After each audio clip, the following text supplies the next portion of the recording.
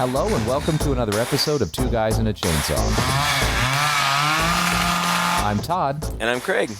Well, this week, I just decided to pick one that I kind of wanted to see. We were a little under the gun. The way that we record these episodes, sometimes we do several in advance, which gives me a little bit of a break, or Craig a little bit of a break when we need it. And because we needed that break these last couple weeks, it has been a good solid 2 weeks, I think, since you've seen this movie, and we chose it. And I chose Creepshow. I just chose it because I was kind of under the gun to choose something. It had been on my list. We hadn't done it yet. We've done Creepshow 2, but this is a long-time favorite movie of mine. So I was really happy to go revisit it. I probably saw this a dozen times as a kid. The first time I saw it, I know my dad rented it for me and watched it with me. And I might have been a little younger than I think I would be renting it for my son. You know, I think part of the reason why this movie really sticks in my brain is I was so young when I saw it. And so there were elements of this movie that at that time were more shocking to me than they, obviously are now. But, it comes from a great pedigree. It's Stephen King is the writer. A couple of these are based on his short stories. Other ones, he just wrote up whole cloth from it. It's based on my favorite. We've talked about it before, the EC horror comics from the 50s, and collaboration with George Romero, and did really, really well at the box office. It was Warner Brothers' top horror movie for that year. Once it came out, it knocked Rambo First Blood off the top spot in the theaters. So, pretty impressive. But yeah, I haven't seen this, in probably 15, 20 years. So I was real happy to revisit it. How about you, Craig? I think that you and I had totally opposite experiences because I grew up watching Creepshow 2. I saw that when I was a kid. I don't remember how old I was, old enough to ride my bike to the video store and rent an R-rated movie at like 12 because, they would let us do that back in those days. But I the good old days. Is that good or bad? Those days are gone. I'm not sure. I don't know. No, seriously, like me and my cousins, probably 12, 13 years old, we would, ride our bikes to Mr. Movie or, some other like local video place and be like, yeah, our dad said it was fine. They just hand it over. Right. Yeah, no big deal. Who cares? But so I grew up watching that movie, and I really like that movie. I don't think I saw Creepshow 1 until I was an adult. I mean, at least a teenager, if not college, and I think probably college. And I haven't seen it as many times, and probably just because I grew up with Part 2, I think I like Part 2 better. Right. I was thinking about it, and there are only 3 stories in Part 2, is that right? And there are 5 here? Correct, yeah. They had to cut it down to 3 based on budget constraints. Yeah. I don't know. For whatever reason, also, just it's Part 2, so it was made later, so not much later. I mean, it's still 80s, but I don't know. For something about Part 2 just feels a little bit more polished to me. Yeah. The thing about this one is because there are so many stories, they happen so fast, and I don't dislike that, but it's difficult to get attached to any characters. I mean, they're just really even like machine gun fire. These stories come at you. They start, they happen, they're done, moving on. Which that could, for many people, I think, be a positive thing. But it just made it a little bit difficult for me to get invested in any of the stories. I think the tone of the two films is very different. The tone of this movie is, I would almost say, half jokey. Yeah, they're kind of cheesing it up. Dark humor, but definitely jokey, yeah. Yeah, dark humor, definitely jokey. They're leaning hard into the horror comics. Like, I would say being even more faithful to those old horror comics than the second movie is a little more straightforward horror. This movie goes as far as to have transitions that look like, comic strips moving which I love. Yeah, it was cute and it was fun. These old horror comics, I'm not going to go off on them like I've done several times before, but one of the things, they did upset parents at the time. They were pushing boundaries, and they had ghastly artwork in these stories. And one of the ways that they sort of self-censored, the colorists at EC Comics, when they were coloring the artwork, deliberately would tone down the gruesomeness by just making things like a panel would be all blue.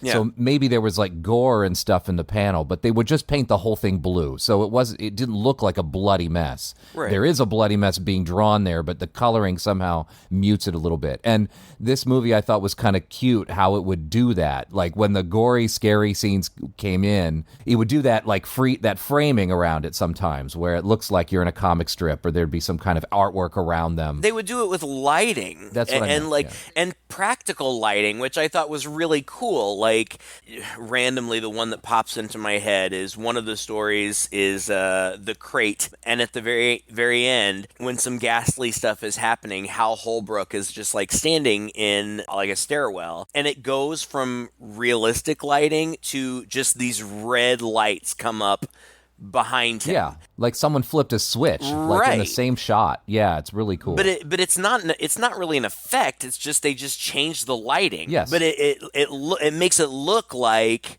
a comic book cell, and it's cool. I really like stuff like that. There's a lot of good stuff going on in this movie. I don't want to insinuate that I don't like it, because I do. I think it's fun. I think there's a lot of good stuff going on. So much, in fact, that we should probably talk about it. Just like a lot of anthology stories do, there is a wraparound story.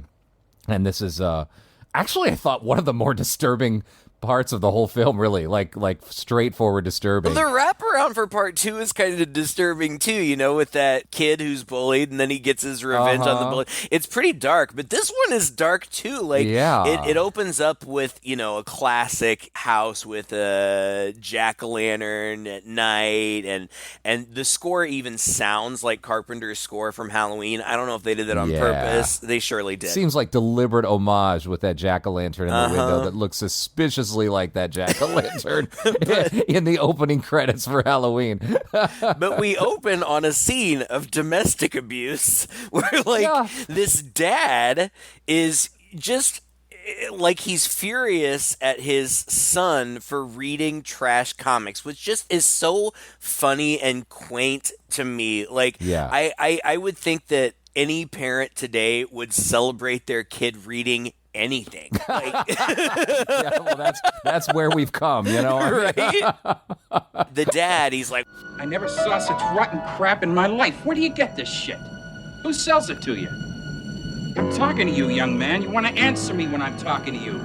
You remember who puts the friggin' bread on the table around here, don't you? And then he goes on to kind of like summarize the stories that we're going to be seeing. Yeah. And the kid, who, by the way, is played by Joe Hill, Stephen King's son. Watching it this time around and looking into it, this is the first time that I realized that, even though in retrospect, I'm pretty sure that in one of Joe Hill's books, he talks about this, the filming of this movie, and how, Romero was, and of course his own dad, but, a real hero of his, and really, he respected and admired and tried to emulate their storytelling. And Joe Hill's a great author. Friends, if you haven't read his stuff, read it. It's fantastic. But the dad hits him, right? Like, backhands him. Well, the dad's played by Tom Atkins, and he backhands him. I think he whacks him with the comic book. And I read in the trivia that Stephen King was on set for this, and he was kind of nervous about the whole thing, and so was Romero. So I guess if you look really closely and pay attention, Joe is actually hitting himself. And it was just such a quick shot that they cut away that you don't quite notice it. So it's so funny where even in the filming of this, they were a little nervous about the domestic violence bit, because this is so typical King, right? Oh, yeah. Like every parent in the Stephen King story is like a horrible, abusive parent. I mean, that's kind of more of a Wes Craven thing, but yeah, Stephen King has it too. Oh yeah. But the kid yells at his dad, "I hope you rot in hell!" And my God, the dad's cursing and swearing at him. It's crazy. It's crazy. And then what I call the creep, what would you call it? The crypt keeper type dude. Yeah, whatever. He appears outside the window, and in this iteration, it's animated, right? God, it's been like 2 weeks since I've seen this. Well, at first, he appears outside the window as an actual, effect. Tom Savini did all the effects. Right. Tom Savini did the effects, and that's, you don't have to tell me much more than that about a movie. I'm down. He's a master. But then it transitions. So yeah, it's a into practical cartoon. thing. But in part 2, Tom Savini plays the creep, and it's very clearly, a guy in a costume. And in this, it's not. It's more just like kind of a Halloween prop looking thing, which is what they went back to for the series that just came out on Shudder a couple of years ago, which maybe we'll have time to talk about later. I don't know. We'll see. Oh, But then we get the title, and it cuts into the first story, which is Father's Day. This is one that stuck with me for some reason, and I think just because as a kid I was sort of obsessed with thriller, and this is very much like, a corpse coming out of the ground kind of story.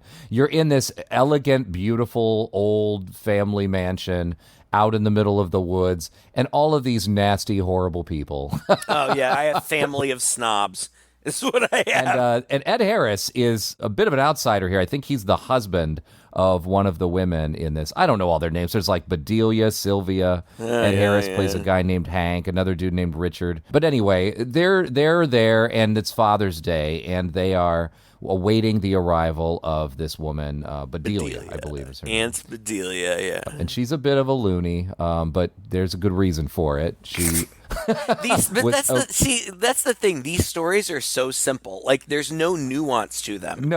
Which is they jump fine. right in. I mean, that's what these comic book stories were like. That you tell an interesting story in 3 pages. There's not a lot to it, but it's still fun. This is actually the thing, that the HBO Tales from the Crypt series changed, I think. Like most anthology movies are like this, right? If the movie's only an hour and a half and you're going to be telling 4 or 5 stories, right? Those stories are relatively short. You get to the point quickly, and so did the comics. It's the same deal. There'd be like 5 stories in one thin little comic book. Yeah. Plus a page of letters to the editor and pages with ads and stuff in it. And so, they had to be short and quick and to the point, which I think is part of their skill.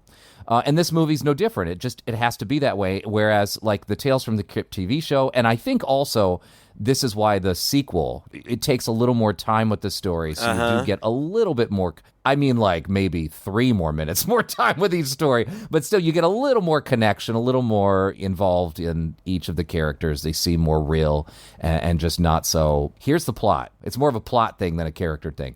But yeah, so all these people, like you said, are stereotypical, terrible people. And the older woman, I guess it's the other aunt or the grandmother, I don't know, is retelling a story. Her name is Sylvia. Yeah, I think that she and Bedelia are sisters, and their dad... Yeah, that's it. Their dad, I have here, the father had Bedelia's lover killed, so Bedelia killed him. Oh, really? Yeah.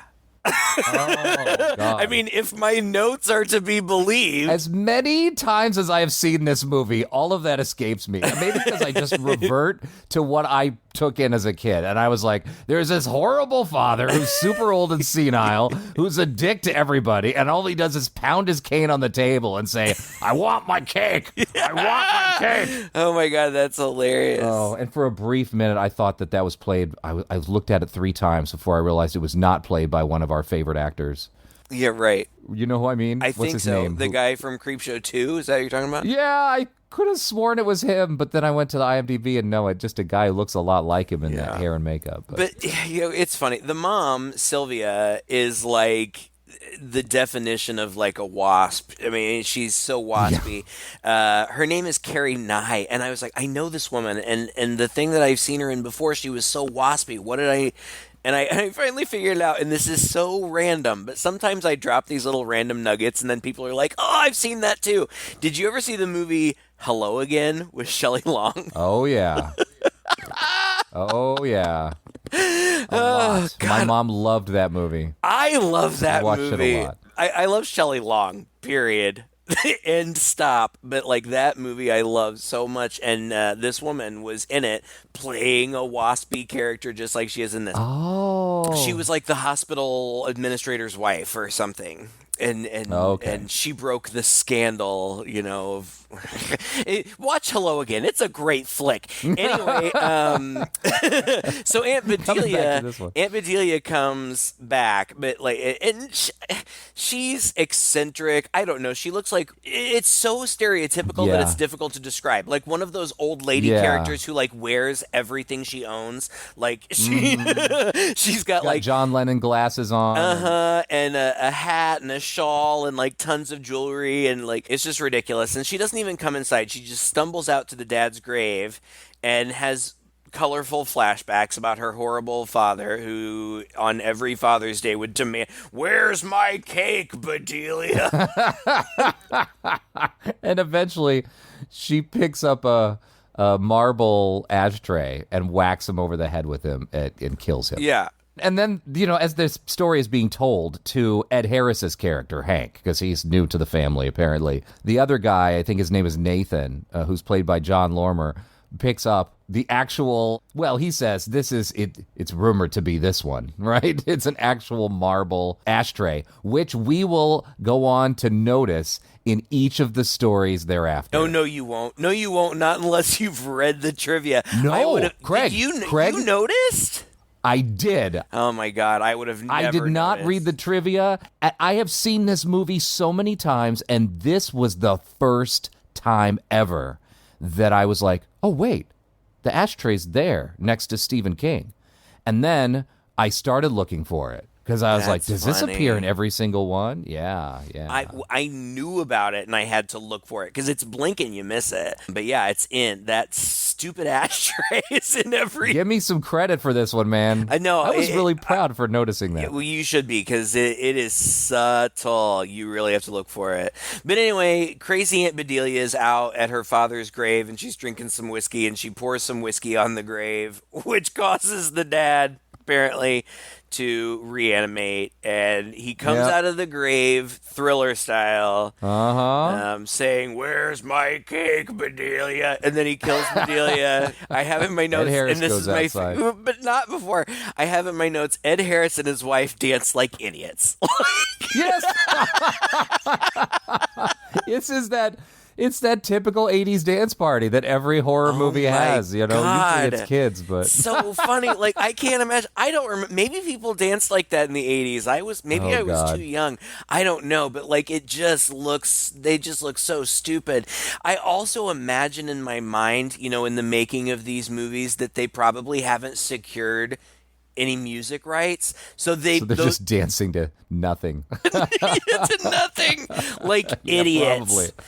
And it's hilarious. But he goes out to smoke or something, and he's in the spooky graveyard, and he finds dead Aunt Bedelia, and then he kind of falls down and then does nothing. He's he lays there and watches while a headstone slowly tips over and falls on him. I don't know why he didn't move at all. I don't know if he felt like if he moved, he was going to cause the headstone to fall faster or something. It's pretty silly how he just sort of sits there and lets that headstone fall on his head. But indeed it does. The bad guy stumbles off. And he looks great, by the way. He's totally zombified and, really good. Classic zombie. Earthy, moss hanging off. Oh, I love this. The makeup and effects. The makeup and effects in this movie are great. Yeah. It's super fun. Throwback and very much in keeping with the tone and style of the comics. It looks fantastic. Super fun to watch. But zombie dad then, gets in the house and breaks into the kitchen. He breaks Waspy Sylvia's neck, and then the next thing, her kids are looking for her, and they open a door to the kitchen or whatever, and the zombie guy is standing there with Sylvia's head frosted like a cake on a platter. With candles and everything. I got my cake.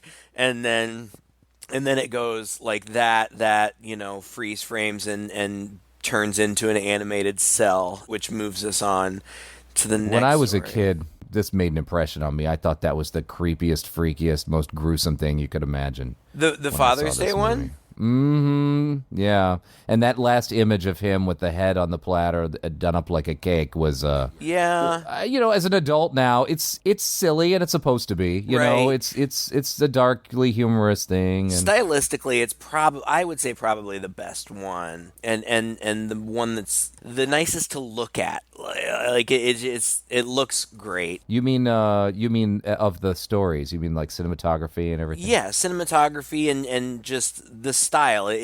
Because it's very stylized. It's dark. It's a dark, spooky mansion and graveyard, and it looks really good. The rest are more based kind of in a reality. I mean, this feels like they're not spooky. As gothic as right, this. Gothic. Yeah. That's it. And I think what I like about this one is how varied the stories are, because the second one, The Lonesome Death of Jordy Verrill, which stars Stephen King in, if I'm not mistaken, I think this is the most acting Stephen King has done in one movie, right? Like his biggest role. Yeah, it has to be. Because usually he just pops in, he does these little cameos here and there. He's a truck driver, he's a priest or something. Gravedigger, right, yeah. Yeah, but in this, he is the only guy in this entire segment. And he is hamming it up. Like, constantly in the back of my mind, I have this fear that somehow Stephen King will listen to this podcast and he'll hear me say things about him that I wouldn't want him to hear me say. Because I admire this man so much. Like, I just think he's an absolute genius. And beyond that, like, he's just a great guy. He's a really good guy. Oh my God, he is a terrible actor. Just awful. He really is. Awful. I get the novelty of putting him in cameos in his own movies, and I get the novelty of putting him in this role. It's hilarious, but he is just god awful. Yeah.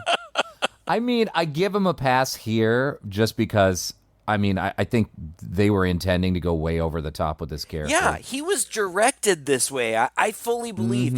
And that's another thing that we didn't say before. Like, he and Romero just had such mutual admiration for one another that they just really wanted to work together. Yeah. This was their opportunity to work together. And I really think that they really relished in this opportunity, and so here I think that they're having fun. I think that Romero, I read, who knows if any of the things that we read are true, but I read that Romero directed him to play it like Wile E. Coyote, and he does, like just big-eyed, and I mean it's cartoonish and stupid, but funny. I thought it was funny. I liked this one. This one is tonally just so different from even all the others. It is so over the top, silly. It's your classic meteor strikes in the woods, and it just happens to be by this total redneck cabin. It's the Blob,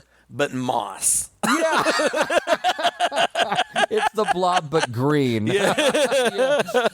It's so true. It clearly they're trying hard not to be the Blob, but that's exactly what it is. He walks out there, he looks at it, and all that's missing really is the dog. The dog's not there, but he touches this meteor, and then immediately he gets these visions of how much he can sell this meteor for to the Department of Meteors at the local university in this utterly cartoonish flashback, sort of dream sequences that he has. Right.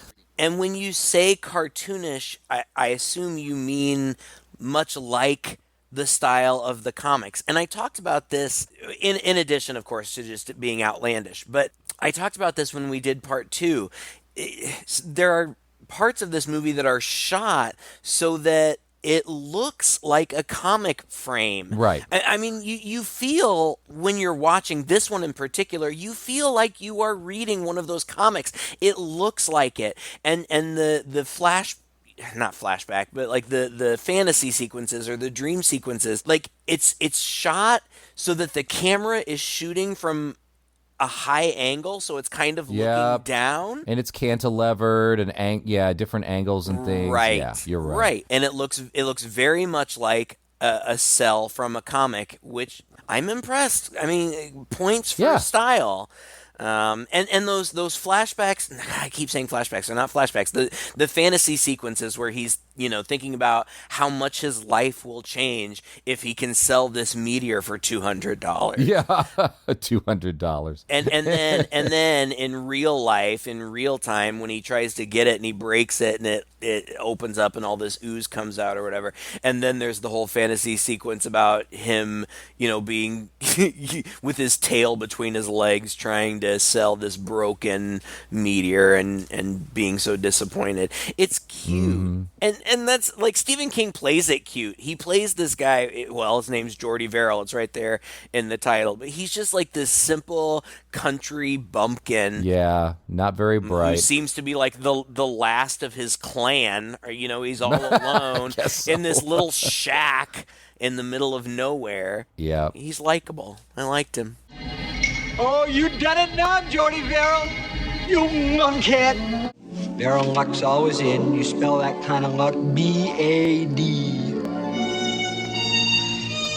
Still, I got to try.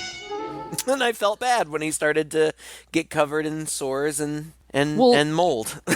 Honestly, as a kid, this one bothered me too, because one of the hallmarks, really, of these stories is, generally speaking, the bad guy gets what's coming to them. Yeah, somebody will get murdered, but then the person who arranged the murder is going to get an ironic comeuppance. And this story, this guy just did nothing wrong. He just stumbled across the meteor, he reached out and touched it, and then as he sits and watches TV, he's sucking on his finger, and he notices then that there's green growing on his finger where he had touched the meteor. And he looks in the mirror and sees his tongue is turning green. And then, of course, it just keeps going back to the outside. And we see that more and more green. There's like a path of green growing from where the meteor was to his house. And every time it cuts between what's going on with him and what it looks like outside, it's just green is just overtaking everything. And it's overtaking him. He doesn't call the hospital. He initially tries to call the hospital, but then he gets another one of his thoughts, which is that if he goes there, the doctor's going to say, oh, you're going to have to lose the fingers, and he's going to cut off his fingers. And so literally the rest of the show is just watching him get more and more green until he's a big mossy mess. Sadly, the last thing he does is blow his head off with a shotgun. Yeah. It's pretty dark. It is, and it's sad. Like, you're right. This one does very much break the mold. It's usually bad people. I've said this a bazillion times. Not only do you not feel bad for them, but you relish in it. You relish in them getting what's coming to them. And this guy is a likable, empathetic character. And so to all but see him blow his head off with a shotgun. Yeah. But we here we're talking about like, oh, isn't that sad? No, it's comedy. No, it's goofy. Really ridiculous. Yeah, it's goofy and again, like the playing it like Wile E. Coyote tempers that, right? It makes it silly and ridiculous. There's a lot going on with the sound design in this one as well. The television is kind of on constantly. But of course, we're seeing different moments, and so sometimes it's a different show or whatever. And so as Jordy's walking around or we see what he's doing, we can hear the soundtrack, and oftentimes the dialogue of what's being said in the show, either directly or indirectly, kind of references what's happening in real life. And it's just kind of cute. I mean, it's not that important, but it's really smart, the way that was all edited together, and I really like that. And then the last bit of it, the ironic twist at the end, or whatever you want to call it, is just that we see that this green is going to be going way, way out and basically taking over the world because it's going down the street all the way to Castle Rock. Right. While the guy on the TV says something apropos. Yeah. The next one is called Something to Tide You Over. And for whatever reason, this is the one that stands out to me. Like, this is the one that I remember the most vividly. And maybe it's because it stars two of the most recognizable people for me. Ted Danson. It's so weird to see Ted Danson in a role like this. Yeah, I guess. Serious? I don't know. Like, Ted Danson is the guy from Cheers to me. That's who he is. Everybody. Yeah, I don't know. And what else did he really do besides little bits and then he was here in, and there? Then he was in like the 3 Men and a Baby movies. But like in those movies, he was just that guy from Cheers. Yes. Exactly. Reading about this and reading about some other things, I've heard that everything I read just paints Ted Danson to be just this great guy, like this just really funny guy that everybody likes and everybody likes working with. But anyway, here he's young and in his swanky apartment, and somebody knocks on the door and he opens it, and it's Leslie Nielsen, who is also great. And he plays against type, sort of, at least based on what I know him from here. Like the stuff that I know Leslie Nielsen from is the Naked Gun stuff. Yeah, he'll forever be known for doing these Frank Drebin comedic things, and he did a lot of comedic stuff later in life. But because my dad was obsessed with science fiction, old science fiction movies and things, I grew up watching Forbidden Planet, and he is one of the stars of Forbidden Planet. And he, in his younger years, and the guy was in his 70s or 80s when he was playing Frank Drebin. I mean, yeah, he had a long career of playing the dashing leading man well before he jumped into being the older comedic guy. Yeah. But right here, he's the older Leslie Nielsen, but he's playing a very straight role. The older, younger. Yeah, like yeah. He's probably in his like 50s, maybe early 60s here, and he's still one of the things. I mean, even in the Naked Gun movies, when he's older, this guy is really handsome. And he's insanely handsome and has like charisma. Like this guy has star power, like leading man power, and he's not playing it funny here, even though, I mean, the tone of this piece is pretty dark and pretty serious. I guess he was really, like he really hammed it up on set, like he was, playing jokes and goofing around all the time. And what did he have, like a fart machine or something that he would set off like right before Romero would say action? Sounds hilarious. And crack Ted Danson up. I have these fantasies in my mind of these guys just having such a great time making this. But anyway, Ted Danson is having an affair with Leslie Nielsen's wife, and Leslie Nielsen knows about it. You ought to be grateful to us. You know that? I mean, if you ever loved her, you don't now. There won't be any alimony, none of that community property shit. She just wants out. Well, I don't know whether I ever loved her or not, Harry. That doesn't matter. The point is, I keep what is mine. No exception to that rule ever. No exceptions, Harry. And so he plays this recording of his wife begging Ted Danson for help. And Leslie Nielsen's like, well, you have to come with me if you want to save her. And then he takes him to the beach. He drives him to the beach. He's got a beach house, apparently, and there's a hole there and a shovel. And he says, I want you to kneel in that hole and cover yourself with sand. And he's like, what are you talking about? I'm not going to do that. And he says, oh, yes, you are. He pulls a gun on him. And he says, I promise you, and I'm a man of my word, once you do this, you can see her. Yeah. Was it Becky or whatever? Yeah. So he begrudgingly does this and ends up buried up to his neck, basically, in sand. Only his head is popped out of the sand. And in the meantime, Leslie Nielsen leaves him there, comes right back with a long cord. It's so cute, this old 80s technology. Oh, my God. Anyway, it must be from his house, I guess, like way his the house, hell up the street. like 300 yards away. He's got like a giant spool of cable so that he can bring in a television, plop it down in front of him, and turn it on. And it is this Becky, also buried with her neck up to her neck in water, but the tide is coming in, and so the water is starting to splash in her face, and it's looking pretty dangerous. And he says, this isn't a recording. I'm recording it for later, but this is a live feed. And you can see if she'll be able to make her way out of it. And so he leaves him there.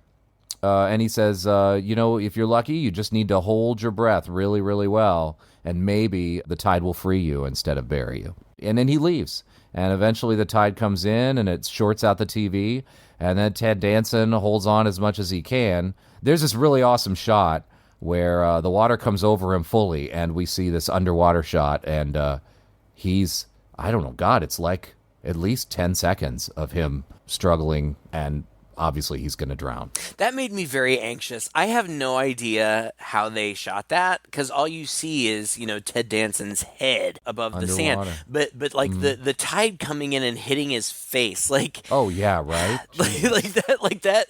Gosh, it just. I mean, even putting myself in the shoes of an actor, that would make me so anxious just filming that, even knowing I was safe. Just something, the water rushing at your face and covering your mouth and nose. Ugh, it would make me it made me think of waterboarding. Yeah, that's what it is. It was, but worse. It was frightening. but Leslie Nielsen just gleefully watches them die. Yeah. From the safety of his house, where he's got this almost James Bond villain Yeah, it's type great. living room 70s, setup. Pushes a button, a painting slides up, and he's got 6 monitors there, each trained a different security camera on his house, and he just flips 2 of them so that he can watch both of them go. Right. Because he's got a camera set up on him as well, yeah. Yeah, the last thing that Ted Danson says before he dies is, "I'm going to get you, Richard." But then Leslie Nielsen goes out there. Richard is Leslie Nielsen, obviously. Leslie Nielsen goes out there the next day, and Harry's body is gone. And then he's back at his Bond pad. He hears a noise. He takes a shower. I'm like, ooh, Leslie Nielsen getting sexy. Doesn't get his hair wet, though. No. When he walked out of the shower, I was laughing so hard. Oh God, I didn't even think. Like, I totally noticed it. Like, oh, I guess he's just not gonna wash his hair. Like, obviously, I'm sure that was done for cinema. Like, you don't get your hair wet because we're gonna have to do more than one take. And I'm not sure Leslie Nielsen looks as dashing with a mop of gray wet hair. Probably not. Like a drowned rat, right? No. So he hears a noise. We see, I think, before he sees anything, we see these lumbering shadows. But as it turns out, it is the drowned zombies of Harry and Becky. And they look like drowned zombies. They're they got seaweed and they're all bloated and gross, and it's great makeup. Pretty awesome, actually. Yeah, it looks fantastic. And he's trying to shoot them, and Ted Danson says, "You can't shoot us because we're already dead." Yeah. That was a little disappointing. Oh, I think it's so funny because I can just picture it. I can picture the cell and that written down below. Well, I love the effect that when he shoots them, it's like a burst of seawater comes pouring out. That's funny. I forgot about that. I love that bit. Oh, man. When I was a kid, that really sold the whole thing for me. And the very end of it is that we see him buried up to his neck in the sand and the tide coming in, but him saying, "I can hold my breath for a really long time." And apparently there was I don't remember. I think they filmed it. Did you read this? There was an alternate ending to this one where when the zombies came, he called the cops, and the cops came and, of course, didn't find any zombies. And he's like, "But wait, I have it on tape," and he puts in the tapes, but it's not tapes of the zombies, it's tapes of the people being murdered. And so they take him off to jail, and it ended with him in the gas chamber saying, "I can hold my breath a really long time." That's cute. It's cute. I like this. I prefer this. This is simpler. I like the visual of people being buried up to their neck in sand. It's more this is fun. The thing for you now. It's more fun. Ted Danson actually talked about how they filmed him underwater, because I was super curious about that. And they just had a little aquarium tank and a yoke. They just put this over his head, basically.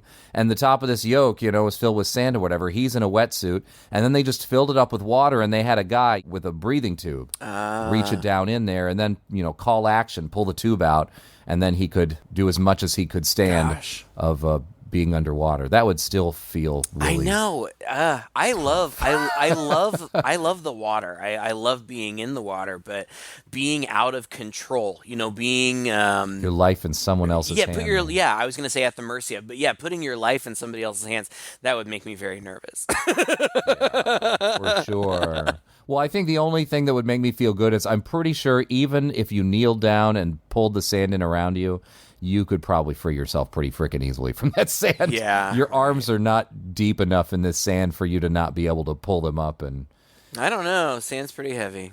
I don't know. Anyway, all right. The next one, I would guess, is maybe the most famous of these. I feel like when people talk about this movie, this is the one they talk about. Mm-hmm. It's called The Crate. Oh, God. This was my favorite one up until today. I saw it again today, again for years. This one was my favorite one, and it's not anymore, but it's a close second. Why? Oh, I love it. Don't get me wrong. I love it. But actually, you're going to laugh at me. I thought the last story just spoke to me a little better now as an adult. Oh, my God. Than this one. And as a kid, I thought the last story was, like, dumb. I still think it. I mean, it's not dumb. It's just boring. But no, talk about the crate. Oh, God. This Adrienne Barbeau is the most annoying, brash woman possible. And she's got this husband who is played by... Hal Holbrook. Yes, God. And he barely talks because he can't get a word in edgewise, and he's long ago stopped trying. It's clearly this sort of loveless marriage, and they are university professors, and they're having a little party at this university grounds or whatnot, and the guy who's playing the other professor is Fritz Weaver, who was the university professor in Reanimator, right? Oh, gosh, probably. I don't know. Yeah. Anyway, they're having this chat, and so you kind of get to see her character. And obviously, the takeaway here is that her character is really, really mean and annoying. She embarrasses him at the party. She embarrasses everybody else. Everybody's embarrassed for him. If Dick Stanley hadn't had his teeth capped, he'd have been out on his ass years ago. Really well, my So when Parker told me that I was out of line, I told him he ought to get laid. I mean, Parker, I said, if you just have your ashes hauled, you wouldn't have to spend all this time playing Emily Vanderbilt. Or Emily Van Buren. Whoever that etiquette crotch is. And he is having fantasies throughout this segment of killing her. But then he snaps to reality again. It's kind of cute. It's one of those fake out moments, you know, where she's putting him down and he whips out a gun and he shoots her in the forehead. And you're like, holy shit. And then you realize it's his fantasy. In the meantime, while this is going on, there's a night watchman, or janitor, I should say, inside the university who is cleaning up and is flipping a coin, and it falls and rolls underneath this stairwell that's kind of caged up, like the under part of the stairwell. And so he kind of pries this cage up and sees that there's a crate inside that's like dated from 1850-something or 60-something. And it says Arctic Expedition on it, ship to such and such university. It's chained up and it's nailed up, and it's a find, right? Yeah, I think that it said ship to the Arctic, care of somebody Carpenter, which was a nod to John Carpenter's The Thing, and John Carpenter was married to Adrienne Barbeau at this time. Oh, I didn't realize that. Yes, and I want you to carry on, but I just wanted to interject to say that Adrienne Barbeau is fantastic in this segment. She's always fantastic. So good. Adrienne Barbeau, you know, it's her as you hadn't really seen her, right? Like she's just usually she's kind of hot and bombshelly and sexy and stuff, and here she is annoying and crass, and she's great at it. Oh, she's so good. I just thought she was fantastic. Shrew isn't the right word because she's obnoxious. She's loud. I think the reason that it's so effective is because you believe this is a person that you would meet who is so oblivious to how obnoxious. She thinks she's hilarious. She thinks that everybody is amused by her humiliating her husband all the time. Mm-hmm. Like, she is just completely unaware of the fact that everybody else is viewing her in such a negative way. And she just totally goes for it. I thought she was great. And Hal Holbrook is great. It's weird to see. Like, I don't even know. I think Hal Holbrook just kind of has this Southern gentility that I'm surprised to see him in a movie like this. Like, right. Why aren't you in Gone with the Wind? What are you doing in this movie? What are you doing in this silly horror movie? But he's good. I mean, and he does a good job playing the beaten down husband. I mean, they're obviously cartoonish versions of them, but I know people who are just two steps away from this. I know couples like this. It's really believable that this guy is just, I mean, they've probably been married for decades. Right. But, you know, they're just in a rut, and he's about had it with her, and everybody kind of knows it, but what are you going to do, you know? Right. You're going to divorce? Who's going to bother to do that? Not in the movies. We don't divorce in the movies. We kill each other. Right. So it's convenient for him that this janitor finds this crate underneath the staircase that has century years old monster. Right. Who really just wants to go back to his crate, which is the funny part of that. I know. Leave that guy alone. He was fine. He wasn't bothering anybody. He was just napping. Come on. The janitor calls Dexter, not Henry, but the other guy, who is flirting a little bit with some of his students at the party, which I thought was a little funny. This very old guy flirting with these cute little girls who seem to be coming on to him, which was kind of funny. Anyway, he goes and they together pull out the crate, him and the janitor, and they start to open it up. It's real tense. It's tense, but it was also like painfully slow. Like, it does not take this long to open a crate. Like, just do it. like quit screwing around. Just do it. Right. They pry it open by like a half an inch, and then they close it again so that they can pop the nails up and pry up every nail from it. Like, yeah, it's hilarious. But I just love the way this is structured, because you know there's going to be something bad in this crate, and there is indeed something bad in this crate. They look inside, they can see the monster's eyes. The janitor reaches his arm inside the crate before the top is even completely open, and immediately something's chomping on his arm, which he falls on the floor, and the crate kind of tips over on the table with him, so it's still like the lid's not off of it yet, but it's kind of ajar, and that's facing the ground, whereas he's kind of sitting here with his arm up in it. Dexter looks on with horror as this guy gets his arm gets chomped on, and he gets pulled up into the crate and eaten by this monster. Now, you know, the physics of all this we don't even need to worry about. I mean, even somebody mentions, I think later Henry mentions, does the monster really eat all those guys? Where do they go? I don't know. So he gets eaten. So he is freaked out by this, and he runs out, and there's a student in the darkened hallway of this closed building who happens to be wandering by, who he grabs, and the student's like, oh, maybe you're a little crazy. And maybe we don't want to call the campus police just yet while you're crazy. So I'm going to go down there and investigate too. And he sees the smears of blood, and they see that the crate is back underneath the staircase. And so the student goes in to look at the crate, but the monster's not in the crate. He's next to the crate, and he leaps out, and he gets the student as well. Yeah. And chomps on him. It's been so long that I frankly don't remember, but I have in my notes fun effects. Like, so the effects, the effects must have been good here. I do remember like lots of blood and a lone foot. Yeah. The student wanted to get because the sneaker or whatever the janitor's was still there. It was the only thing left of him sitting outside the crate. And he's like, I just want to get this so that we can measure the bite marks.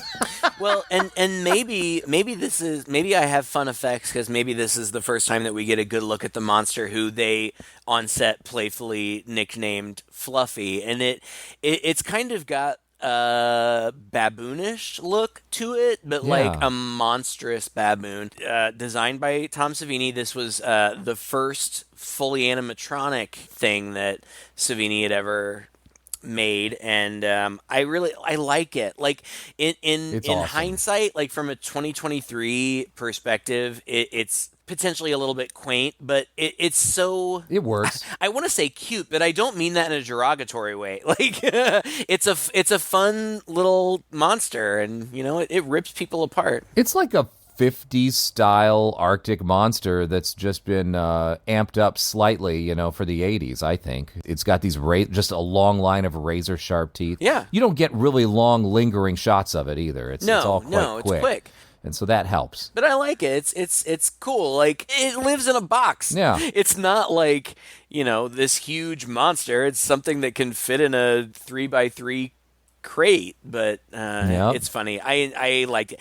Anyway, it kills Charlie, and then Professor number 2 runs off to Henry and tells him about it, and like a light bulb goes off over Henry's head. So he drugs Professor number 2 and then leaves a note for Wilma that's like, Professor number 2 got into some trouble and I'm trying to clean up after him. Meet me at the university. of course, she's all like, oh, my stupid husband who can never do anything by himself. I guess I have to do everything. But, she's like proud of herself for it, like patting herself on the back. Oh, and he also makes it very salacious. Like he got in trouble with some student, and now she's like crying, and you're really good at this, so you can help. So she's also like, loves the scandal of it all. Right.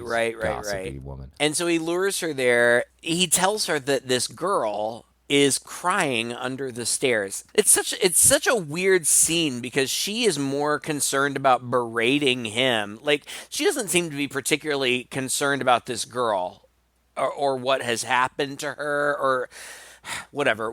Of course, it's all a big ruse. And he pushes her under there and chains her to the crate, at which point she continues to berate him for like a minute. Yeah. Yeah, Just it's screaming a little, at him. It gets a little kooky here, a little unbelievable, a little, what's the word I'm looking for, contrived. Like, he pushes her under there. She can see there's no girl there, but she doesn't seem to care. She just wants to yell at him, and she tells him everything from, you're worthless, you can't do anything, to you can't even get it up in bed. Oh, right, yeah. And then, boom, jump scare, which did get me. In the middle of berating him, the monster springs out of the crate behind her and takes her in. He, very gingerly, in a bit of a tense scene as well, comes back and manages to chain the crate up, get the locks back around the chains, pull the crate out into his car and take it to a ravine that has, I guess, a pool of water at the bottom of it, and toss it off the ravine, presumably drowning the monster inside the crate and leaving no trace of any of these bodies. So I can keep a secret if you can, Professor, and we'll just play chess every day for the rest of our lives. But the last shot is of the monster underneath the water, and apparently he can breathe underwater because you see these eyes. Breaks free. Well, I was glad. I didn't want the monster to die. I didn't either, poor little guy. Just wanted to be in his crate. Now he doesn't even have a crate to be in. Jeez. Jerks. Yeah, and then it comes to the last one, and you're going to have to explain to me the appeal of this one because I don't get it. It's just one of the grandpas from National Lampoon's Christmas Vacation in his sterile, kind of futuristic apartment, and he hates bugs, and then his house is infested with bugs. That's it. He's a Howard Hughes guy.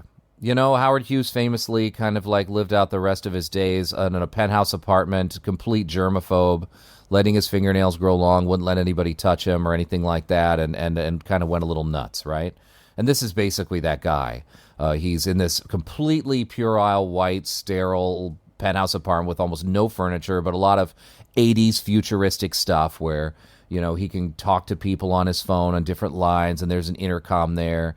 There's a little vacuum machine that every time he blows his nose or uses a napkin or whatever, he can just put it in this little hole, push a button, and it gets sucked away. But he found a bug, a big cockroach, and he has a little spray can, and he's obsessed with getting the bugs out of his apartment. In the meantime, he's also in the midst of having these conversations with people on the phone, and you realize he's like a major douche, like an evil Elon Musk in a way. He's talking about his stock prices and what he did there, and then there's a man who died on one of his boards, and he killed himself because of him somehow. And he's actually pretty thrilled about it because then, he's kind of out of the way.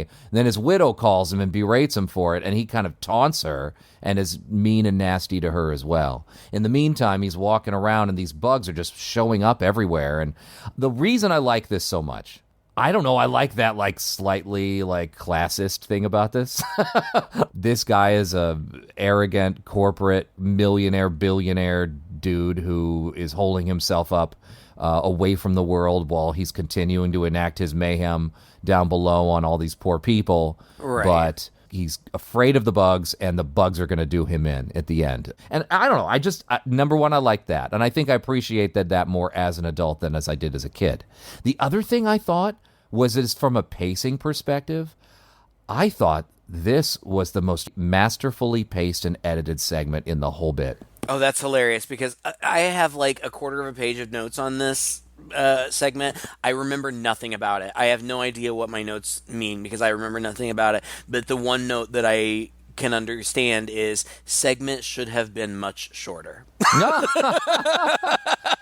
To be honest with you, I felt, You know, you had said earlier, these things blow right through you. I kind of felt that all of the ones up to this one were a little plodding. Like, if they had been done today, I think that shots would have been faster, things would have been a little more tight, and we wouldn't have dwelled so much in certain aspects. I thought it was a sort of old-fashioned building of suspense. Like, we do a little bit our job nowadays of it. But this one, I felt just flew right along by. And it just gets you with this sterile white environment, him doing the thing with the bugs, the stuff that he's talking about with these people on the machine. It's like two different stories kind of playing out simultaneously. Him with the bugs and what he's been doing with these people in the business world and how they're reacting. I don't know, man. I just really liked it. And I think bugs are creepy. Yeah. And they're real. And this could theoretically happen, whereas none of the other stuff could theoretically happen. And it is so disgusting. Oh, my God. I suppose it could happen that bazillions of cockroaches could infest your house all at once and kill you. I suppose that could happen. Yeah, it could happen. What can't happen is people coming out of the grave, reanimated monsters in a crate for over 200 years. No. I think this one comes closer than any of the others to having the tiniest shred of social commentary. Like, here's this rich, powerful guy who sits up in his pristine palace in the sky and looks down upon the bugs of society. Yeah. It's ham-fisted, but it is nonetheless, I liked that social commentary aspect. And I thought it was kind of prescient, honestly, because aren't we all kind of bitching about this right now? So, yeah, I liked seeing him get what was coming to him. And I thought this was the most gruesome of all of them. I have that. That's my last note. Disgusting bug body shot. What is it? Yeah. Did they just, eat him? No, he kind of collapses. It's like the bugs are getting into his clothes, and it looks like they're maybe getting into his mouth. Ew. And he collapses as the room is literally filling up with bugs, almost like a pool will fill up with water. And he is laying down on the ground, and suddenly the bugs, you see like a little bladder effect in his forehead. You see some bugs start to crawl out of his mouth, and then you see his chest expand, and you literally see out from under his skin the bugs bursting out just en masse and going everywhere. And it looks absolutely disgusting. It's the most gruesome thing that we've seen so far. Even the crate thing, which had the potential to be really gory and had these close-up scenes, these people sort of getting eaten, the reality is once that color washes over all of it, and I think they deliberately made the blood a little bit more watery or something, so it almost didn't even show. It's just like something wet. Like those scenes, they're not as gory as most movies that we watch are. Right. But this sequence was in your face, bugs bursting out of someone's skin. That was gross. I found it fascinating that literally the bugs were the most expensive thing on this movie. Right. The biggest part of the budget went to these roaches. Hundreds of thousands of roaches at 50 cents a pop or something like that. That's nuts. Ridiculous. Crazy. Hundreds. I think over $100,000 spent on roaches. Wild. I loved this one. I liked all the other ones as much, and I told you before the crate was my favorite one, and still is a close second. But I think I'm just coming at things from a different angle nowadays, and I just really appreciated the pacing and the filmmaking and the everything about this last one. I thought it was the most skillfully done, even though it was definitely the simplest. All right, to be fair, in case anybody's interested in backstory, Todd sent me this movie, and I watched it, but it cut off right before this last segment. And so you then sent me the last segment later, but I watched it in the middle of the night. I woke up in the middle of the night and I was, I couldn't sleep. So I was like, well, I'll just knock out that segment really quick. And so I just, it was 3 a.m. I just sat in my living room and watched it and then went back to bed. So I have no memory of it. Nor do I really have any memory of the end cap. What I have is we're back to Billy's house. Garbage men see the comic that the dad had thrown away in the trash. They see it, and they see an ad for a voodoo doll. Dad wakes up in the morning, and he's downstairs having breakfast. He's like, oh, man, I had a hard time sleeping last night. I got this stiff neck. And she's like, oh, really? That's strange. And then he goes, like there's another wincing pain. And you see Billy upstairs with this maniacal smile and these wide eyes grinning from ear to ear as he is stabbing this voodoo doll over and over. And his dad is like in pain. I don't know, if he kills him. I don't know. Who knows? It's pretty dark. Dark as hell. As a kid, that stood out to me as well. How could this kid do this to his dad? Especially he's a monster, he's so terrible, but his dad was also a dick. Yeah, but, he was. I mean, I love this movie. I like it more than Creepshow 2 just because the variety of stories. I like the tone of it. I like the goofiness, the intentional goofiness of it. It's just got all these stars. It is just star-studded, and that's fun too. I mean, this super young Ed Harris and this just striking Ted Danson and Leslie Nielsen. It's just awesome. I love Creepshow 2. I love it. I saw it in high school for the first time, and I had the tape, and my friends and I would also watch that religiously. But I thought, like, bang for the buck. I thought the first Creepshow resonated with me a little bit more. And, it's good. I was real happy to revisit it, yeah. It's a good movie. And it's fun to watch two guys who, really are icons of the genre playing together. Mm-hmm. That's just so much fun. Like Romero and Stephen King just playing and having a good time. And I think commercially this is the most successful anthology film ever. It's not like it pioneered the genre, but I think in the 80s, it kind of revived the genre a little bit. And so then, of course, we got Creepshow 2, and we got Cat's Eye, and Tales from the Dark Side. And we've talked about a bunch of times how much we enjoy these anthology films. And I honestly think that I just like Part 2 better because I saw it first, and I was young, and it made an impression on me. But this is a really good movie, and this is required reading for the course. Yeah. The Two Guys in a Chainsaw film studies class has this. This is in there somewhere. Yeah. For sure. Well, thank you again for listening to another episode. If you enjoyed it, please share it with a friend. You can find us online just by Googling Two Guys in a Chainsaw podcast.